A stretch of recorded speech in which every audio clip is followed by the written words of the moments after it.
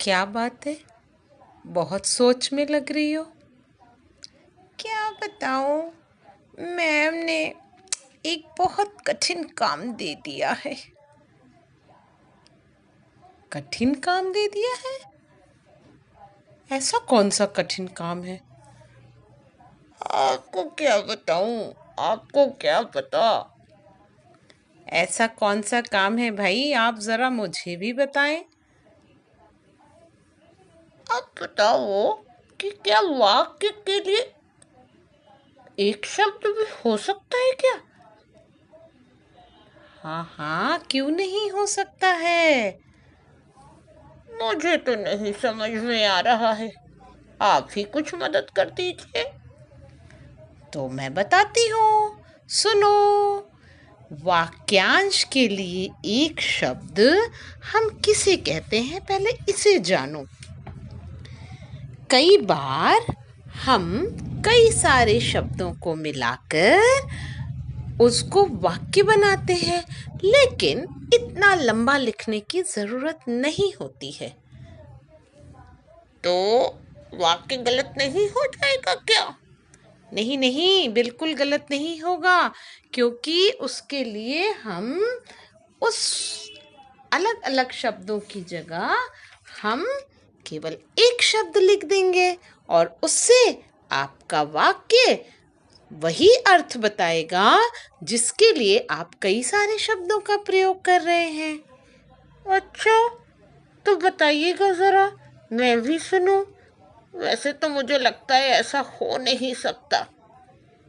तो ठीक है, चलो मैं बताती हूँ। जैसे मान लो हम कहते हैं कि जो बड़ा भाई हो।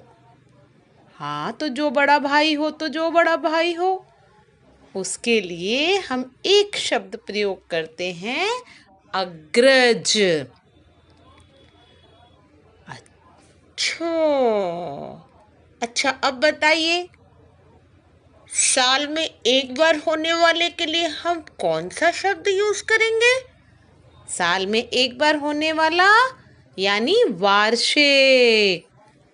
ओ, तो ये बात थी जो मुझे समझ नहीं आई थी। अरे वाह, बड़ा मजा आ रहा है। अच्छा, अब महीने में एक बार होने वाले को क्या कहते हैं? महीने में एक बार होने वाले को कहते हैं मासिक। अच्छा, तो जो काम दे पर दिन होता है, रोज रोज होता है, उसको क्या कहते हैं? उसको कहते हैं दैनिक।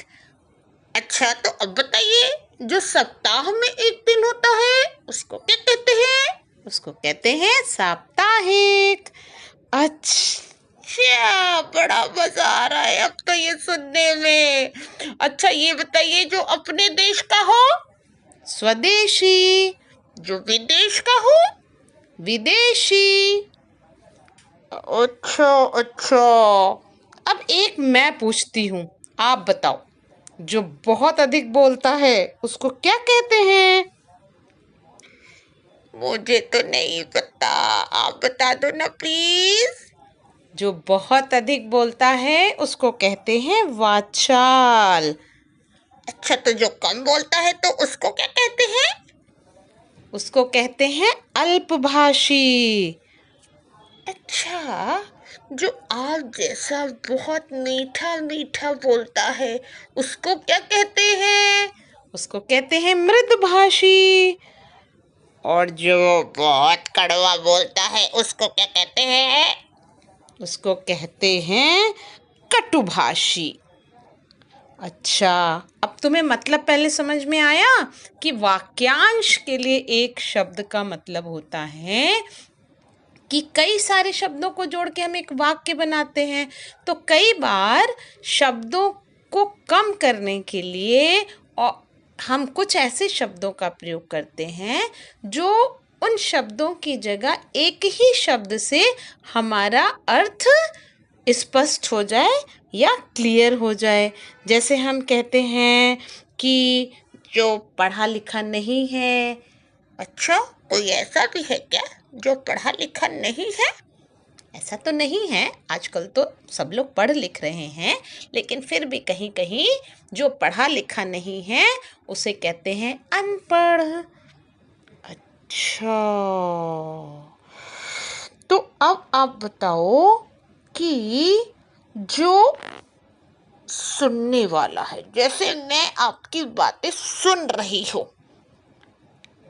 जो सुनने वाला होता है उसको कहते हैं श्रोता। और जो देखने वाला होता है उसे कहते हैं दर्शक।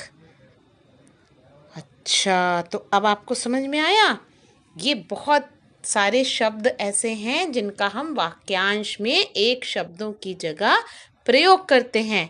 अब जाओ, ध्यान से पढ़ो और आपकी मैडम जो वाक्यांश बताएं उसके लिए एक शब्द खोजो और अपना काम पूरा करो। No shortcuts. ये जो वाक्यांश के लिए शब्द है ना, ये शॉर्टकट्स नहीं है।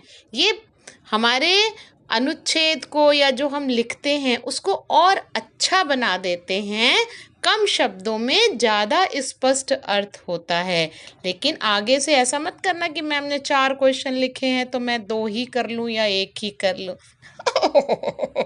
क्या बात कही है। अच्छा, अब मैं जा रही हूँ क्योंकि मुझे स्कूल का वर्क पूरा करना है। जो मैम ने कहा है वाक्यांश के लिए एक शब्द। मिलती हूँ फिर आपसे। Bye bye.